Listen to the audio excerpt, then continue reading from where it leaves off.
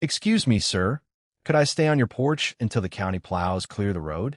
I won't be any trouble. Daniel Brooks looked through the frosted glass of his front door. An elderly woman stood outside, clutching the railing with both hands. Snow covered her shoulders. Her lips had turned pale, and her whole body shook from the freezing wind. He opened the door immediately. Ma'am, how long have you been out here? I'm not sure anymore. Where's your car? It slid into a ditch about a mile back. Were you able to call anyone? My phone died. You walked all this way? I saw the light in your workshop. Daniel glanced toward the road. The snowstorm had already swallowed the tire tracks. You should come inside. The woman shook her head quickly. Oh no, the porch is more than enough. It isn't. I don't want to be a burden. You won't be. I can wait until morning. Daniel looked at her thin gloves. They were soaked through. Her fingers had already begun turning blue. No, you can't. She looked embarrassed. I don't even have money to pay you. Daniel gave a tired smile. If I was looking for money tonight, I'd be in trouble myself. 4. The first time since she'd arrived, the woman smiled small but real. He stepped aside. Please come in. That was the kind of man Daniel Brooks had always been. At 38, he had every reason to stop trusting people. 5 years earlier, he had buried his wife, Sarah, after what investigators called a tragic workplace accident. The company responsible claimed they'd followed every safety regulation. The city accepted their report. The case was closed. Daniel never believed it, and his questions had earned him a reputation as a difficult man. His honesty cost him contracts.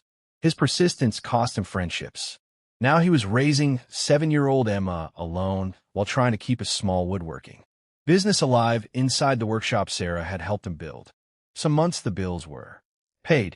Other months, he had to choose between more lumber and more groceries. His checking account held $214, and the mortgage company had already mailed 2 final notices. A large development company wanted his property because it sat directly inside a proposed redevelopment zone, and Daniel had refused every offer they made. Ever since, inspectors had started finding problems with a workshop that had somehow gone unnoticed for nearly 2 decades. Coincidence didn't seem like the right word anymore. Still, none of that mattered while an elderly woman stood freezing in his doorway. Daniel helped her out of her wet coat and fed another log into the fireplace. I'll make something warm. You've already done enough. I haven't done anything yet. He filled a pot with soup that was supposed to be tomorrow's dinner, and he didn't hesitate. A small voice interrupted the silence. Daddy. Emma stood at the end of the hallway, rubbing sleep from her eyes. Clutching the blanket she refused to sleep without. She noticed the stranger immediately. Who's she? Someone who got caught in the storm. Emma walked closer. Is she cold? I think so. Without another word, Emma wrapped her blanket around the woman's shoulders. The woman looked stunned. Oh, sweetheart, I can't take this. It's your favorite blanket. Emma only smiled. You can borrow it. My mommy always said people need warmth before they need anything else. The woman went still. Her eyes filled with tears as she touched the edge of the blanket. Your mother sounds like she was a wonderful woman. Emma nodded proudly. She was. Daniel quietly looked away. Even after 5 years, hearing Sarah mention still hurt. The woman seemed to notice. I'm sorry. We didn't know. For several minutes, nobody spoke. The fire crackled. The wind pushed against the windows. Slowly, the warmth inside the little house began to replace the bitter cold outside. Finally, the woman held out her hand.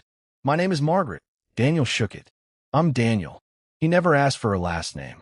He didn't ask where she'd come from, or why a woman her age had been traveling alone during the worst winter storm the county had seen in years. Some questions could wait until morning. Keeping someone alive couldn't. After dinner, Daniel called the county emergency line.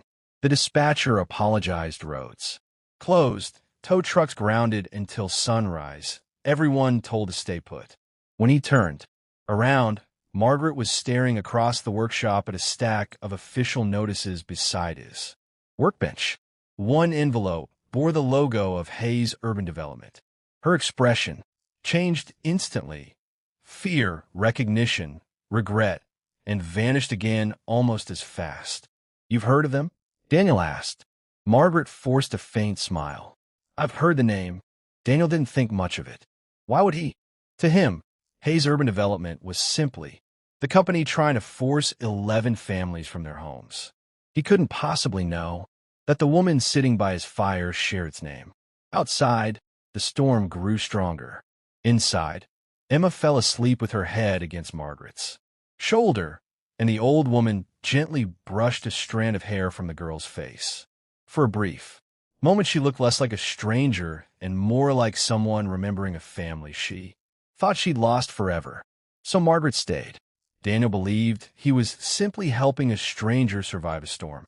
He had no idea that by opening his door that night, he had stepped into a battle involving a billionaire, a corruption scheme worth hundreds of millions of dollars, and the truth about his wife's death. Daniel woke before sunrise.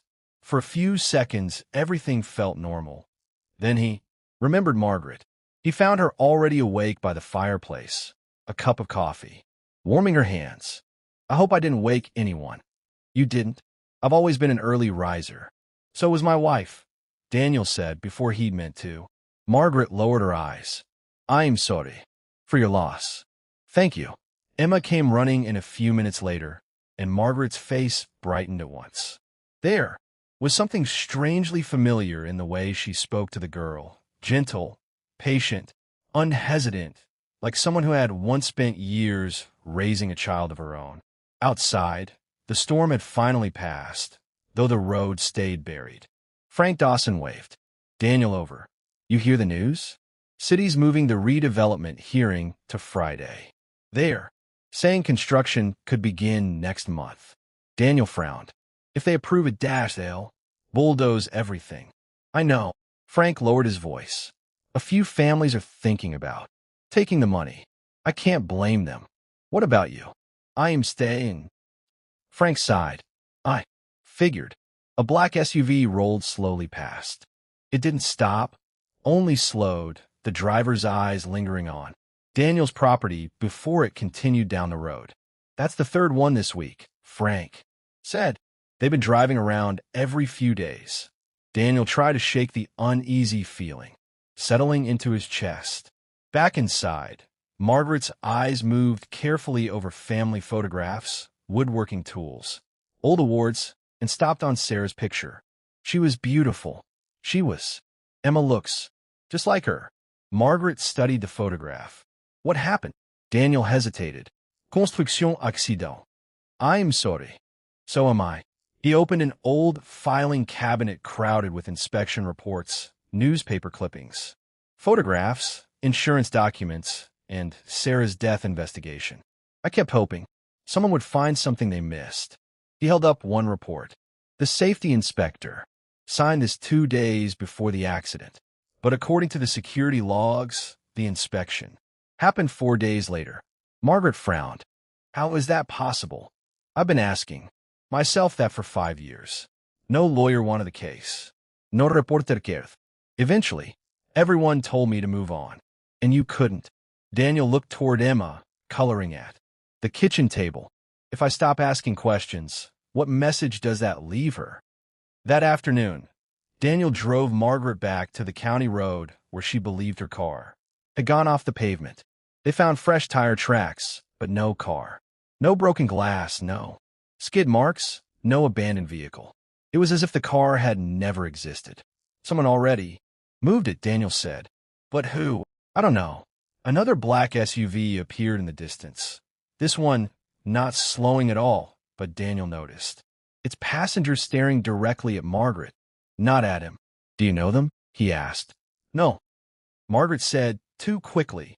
Daniel wasn't convinced, and the drive home passed mostly in silence. That evening, Emma insisted Margaret stay for dinner again. "You can't leave until we know where your car is," and Daniel laughed for the first time in weeks when his daughter refused to take no for an answer. Sitting at the mismatched little table in a house with old walls, and no wealth to speak of. Margaret realized she couldn't remember the last time she'd watched a family enjoy dinner together without rushing, without checking phones, without pretending to be happy. Later, washing dishes, Daniel didn't see what Margaret saw through the window, a black SUV parked beneath a leafless oak across the street. Engine running, headlights dark. Someone inside, watching a house. Her face lost all color. She finally understood what Daniel still didn't. The people in that car hadn't found her by accident. And if they reached her first, Daniel Brooks and his daughter would pay the price for opening their door. Margaret barely slept, holding her breath every time headlights swept the curtains, telling herself she was imagining things and knowing deep down that she wasn't. By sunrise, the SUV was gone, and Daniel was already loading handcrafted kitchen cabinets into his truck. His biggest job in nearly 2 months. If the client paid on time, he could cover a mortgage payment and finally buy Emma the winter boots she'd quietly outgrown. Emma ran out with her backpack. "Daddy, you promised you'd come to career day next Friday. I remember. You won't forget. I wouldn't miss it." She hugged him before climbing onto the bus. Margaret watched from the porch. "You have a wonderful daughter. She's the reason I get up every morning." "I know exactly what that feels like," Margaret said. When Daniel asked if she had children, she hesitated. "I have a daughter. She—" "Stop there. I hope she knows she's lucky," Daniel offered. Margaret looked away. "I'm not sure she'd agree." He sensed there was more, but respected her silence.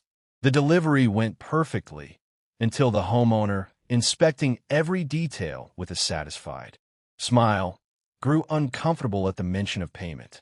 The developer bought the property yesterday. They're handling all outstanding expenses.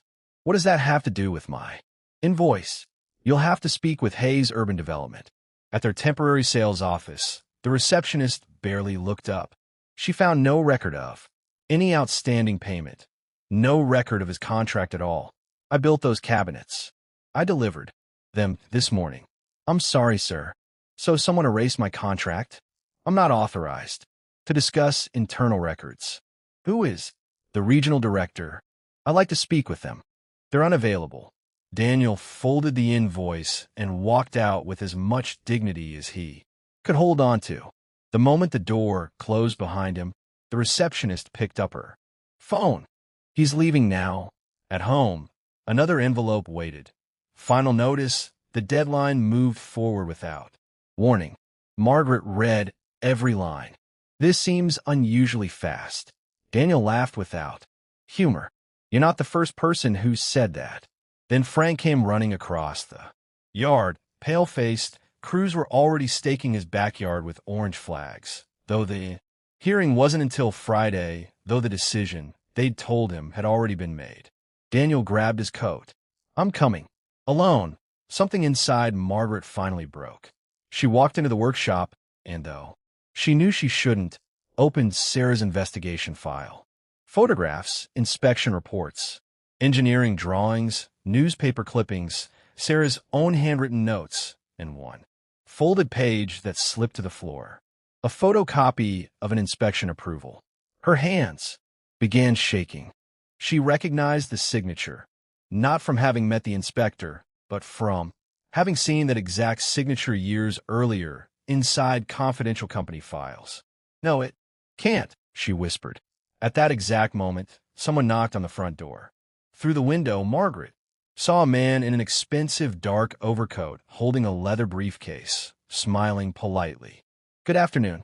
My name is Richard Sloan. I'm looking for a woman named Margaret Hayes." Margaret's heart stopped. She hadn't heard that name spoken aloud in almost 8 years. She stood frozen behind the curtain as the knock came again, more confident this time. "Mrs. Hayes," Richard called, "I know you're in there." Her breathing turned uneven. Daniel wasn't home. Emma would be back from school within the hour. She couldn't let either of them be pulled into this. She opened the door only a few inches. "What do you want?" Richard looked like any ordinary businessman, tailored coat, expensive watch, polished shoes, except for his eyes, which gave him away completely. We've been looking everywhere for you. You shouldn't have. You disappeared without telling anyone. I have my reasons. He glanced past her into the house. So this is where you've been. Margaret blocked his view with her body. Leave. I'm afraid I can't. The board is becoming concerned. I don't answer to the board anymore. No. Agreed, smiling. But your daughter does. Don't involve Olivia. I'm not. You're lying. Richard sighed. Mrs. Hayes, you're making this much harder than it needs to be. Then he looked toward Daniel's workshop. But that man does have something to do with it. Margaret's expression changed instantly, and Richard noticed. So you've grown. Attached. He removed 2 photographs from his briefcase. Daniel by his workshop, Emma, boarding her bus. Margaret's face turned pale. What have you done? Nothing, Richard said. Yet, they're innocent. Then convince them to stay that way. Daniel's truck pulled into the driveway. Just then, Richard tipped his hat. I believe that's our cue. We'll speak again, and walked to a black sedan waiting across the street. Everything. Okay, Daniel asked, watching it pull away. Just someone asking for directions. Margaret said, hating the lie the moment it left her mouth, but telling the truth could put them both in danger.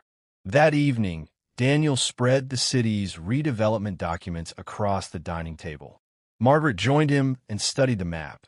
11 small red squares marking homes for demolition and beyond the neighborhood.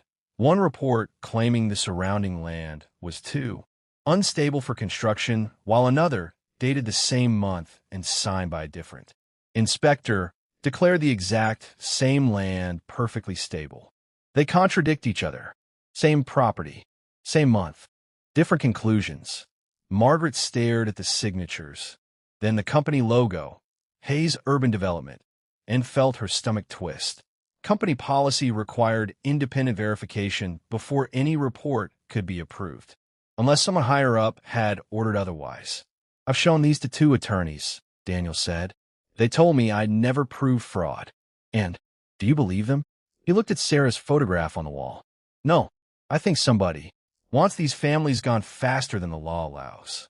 Margaret folded the papers carefully. Keep every document. Make copies.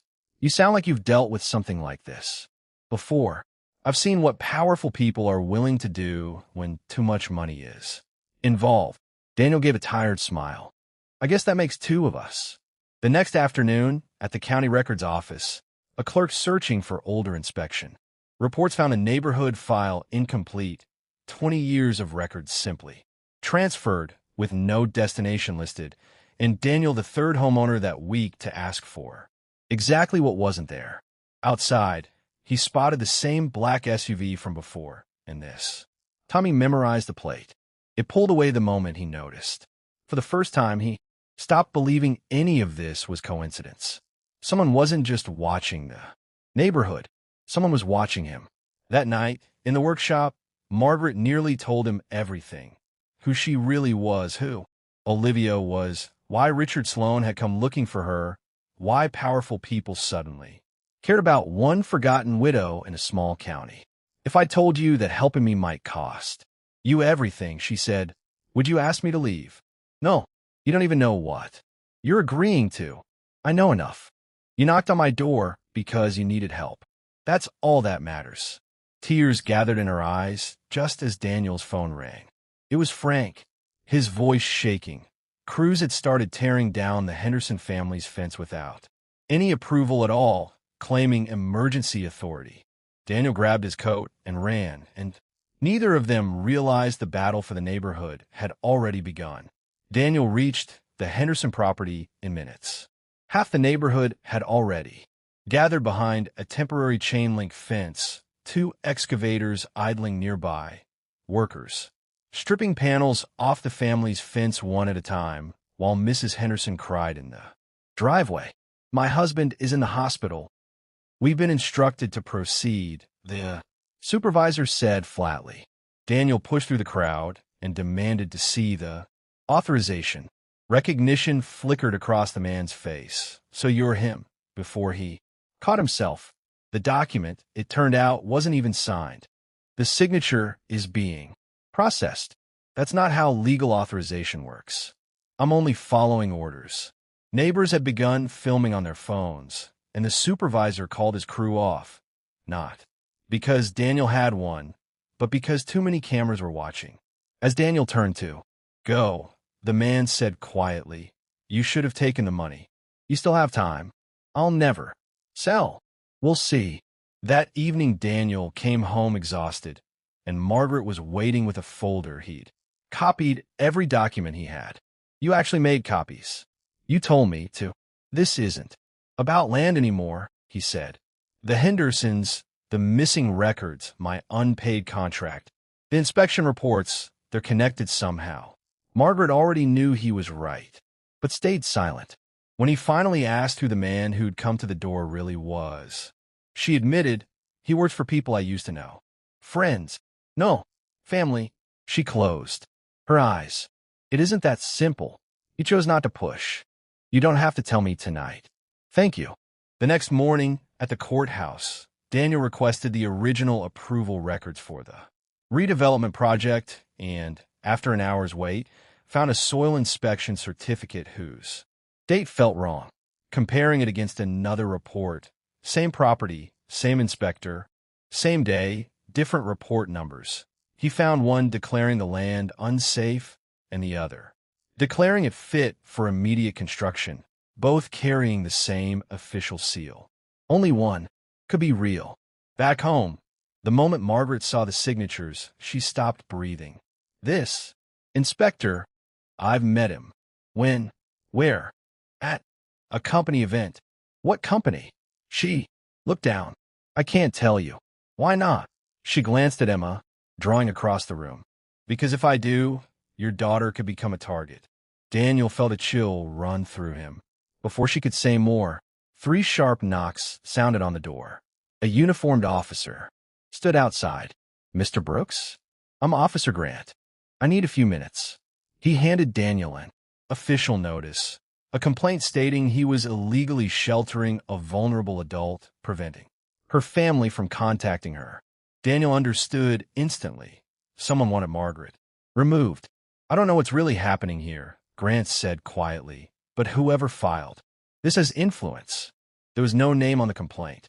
Only one line, "Complaint, submitted on behalf of the Hayes Family Trust."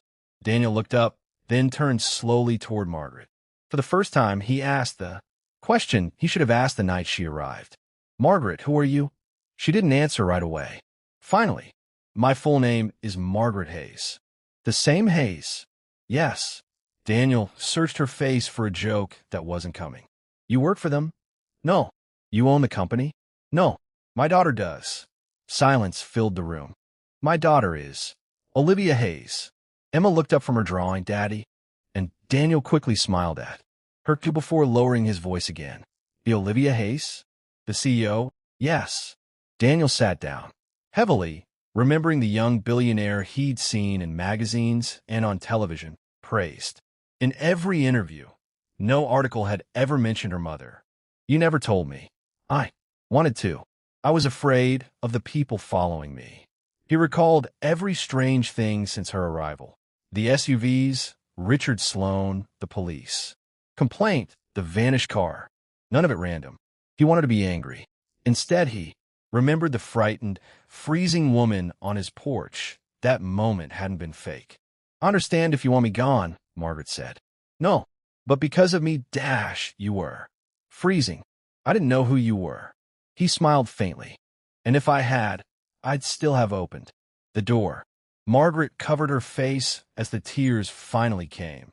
No one had shown her kindness without expecting something back in longer than she could remember. That afternoon, Richard Sloan returned, this time with 2 SUVs and 3 men. Daniel met him on the porch. "I thought I asked you to stay away. I'd like to speak with her." "No, I wasn't asking. You'll have to get through me." Richard's smile vanished. "You have no idea who you're standing against." "No," Daniel said, "but I know bullying when I see it." Richard produced an envelope, enough to pay off the mortgage, cover the workshop, fund Emma's education. Daniel refused it outright. "Leave my daughter out of this. You'll lose everything." I've already lost the love of my life. Nothing you threaten me with compares to that. Richard tucked the envelope away. Demolition crews begin preliminary access next week. They don't have approval. They will. Turning to leave, he added, "Tell Mrs. Hayes.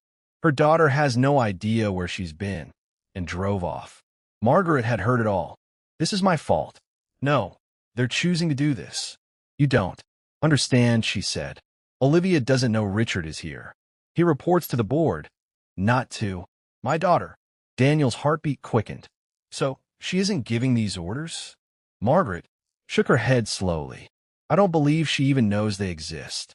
Late that night, back in Sarah's files, one folded envelope slipped from between two folders. Addressed to Sarah, never opened. Inside was a handwritten note and a small flash drive. Taped to the paper, the note held one sentence. "If anything happens to me, don't let them destroy the Riverside files." Sarah had written it 3 days before she died. For 5 years, he believed her death was an accident. Now, for the first time, he began to wonder if she'd known she was in danger before it happened. Daniel didn't sleep. At dawn, Margaret found him still in the workshop. "This isn't something she wrote because she was afraid," he said. "She expected something to happen." Margaret agreed. He plugged the flash drive into an old laptop that struggled to boot, and one folder appeared, Riverside. Inside were dozens of files, inspection reports, internal emails, photographs, scanned contracts. Sarah had copied everything. One email between 2 executives. "Delay the safety inspection until after concrete placement. We can't afford another delay." A payment record showed unusually large. Transfers weeks before Sarah's accident, routed not to construction companies, but to consulting firms, legal firms, and an organization called Grant Public Inspection Services, the very body responsible for approving construction sites. So, inspectors were being paid. It appears that way. A confidential memo described a strategy to accelerate redevelopment approvals by coordinating inspection schedules with outside consultants. And near the top of the page, Daniel found a name he now recognized instantly: Richard Sloan. One highlighted paragraph, marked years earlier by Sarah herself, read, "Properties located within Phase 1 must be cleared regardless of outstanding residential objections." 11 families had been marked long before any public hearing, any vote, any legal notice. The outcome had already been decided. Emma wandered in with 2 mugs of hot chocolate. "You both forgot breakfast." She noticed Margaret's sadness, offered her mother's old wisdom about pancakes making. People think better, and asked with total confidence whether they'd figured out who kept driving the black cars. "Not yet," Daniel admitted. "You will," Emma said, certain in the effortless way only children can be. That afternoon, Officer Grant called and met Daniel at a quiet diner, handing over a plain envelope he shouldn't have been giving anyone. His father had lived in the neighborhood, and would have been one of the 11 families forced out had he lived to see it. Inside were county emails. "Remove Brooks from the advisory meeting. He's asking too many questions." And "delay all public responses until demolition equipment has been mobilized." "Why help me?" Daniel asked. "My badge means something," Grant said. "I won't spend my career protecting criminals." At home, Margaret was waiting outside the workshop with her decision already made. "I'm going to see Olivia." "You're ready?" "No, but waiting only gives Richard more time." "What? If she refuses to believe you?" "Then I'll accept that." She reached into her purse and drew out an old photograph. A younger Margaret standing beside a smiling teenage girl Daniel recognized instantly. "I've spent 8 years believing my daughter hated me," Margaret said. "It's time to find out whether that's true." At that moment, a courier van pulled into the driveway, delivering a certified envelope, stamped in bold red letters. Notice of immediate demolition order. His home and workshop would be demolished in 48 hours. At the bottom of the final page, someone had handwritten 6 chilling words: Stop asking questions. Last warning. Daniel read it 3 times. 48 hours. Emma, unaware, only wanted to know if career. Day was still on. Of course it is, he told her, folding the notice away, and she ran back. Inside, satisfied. They're trying to pressure you, Margaret said. They're running out of time, Daniel answered, and running out of time meant they were rushing, and rushing meant mistakes. Sarah would have said exactly the same thing, Margaret said, smiling for the first time that day. 2 hours later, they pulled into the glass-walled headquarters of Hayes Urban Development. Margaret removed her sunglasses at the front desk. I'd like to see Olivia. Hayes, do you have an appointment? No.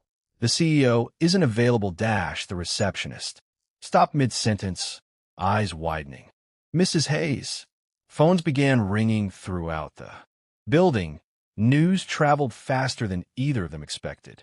5 minutes later, the elevator opened on a woman in her early 40s, elegant, confident, composed, until she saw Margaret and stopped walking entirely. The lobby went silent. Years of pain and unanswered questions stood between them. Ma. Hello, Olivia. Olivia struggled for words. They told me you disappeared. They said you never wanted to see me again. They said you blamed me. I never blamed you. Without another word, she embraced her mother, and for the first time in 8 years, they stood together again. Richard Sloane crossed the lobby, his usual calm noticeably thinner. I came as soon as I heard, he told Olivia, and turned to Margaret. I'm relieved you're safe. You knew exactly where I was, Margaret said flatly. Olivia noticed Daniel and asked who he was. This is Daniel Brooks, Margaret said. The man who saved my life. I just opened my front door, Daniel said, but Margaret corrected him. He'd given a stranger warmth, food, and safety. Well, he barely had enough for himself. Olivia looked at him differently after that, then noticed the envelope under his arm. Reading the demolition order, her expression hardened. This isn't possible. Did you authorize this? She asked Richard. No, I'll have to investigate.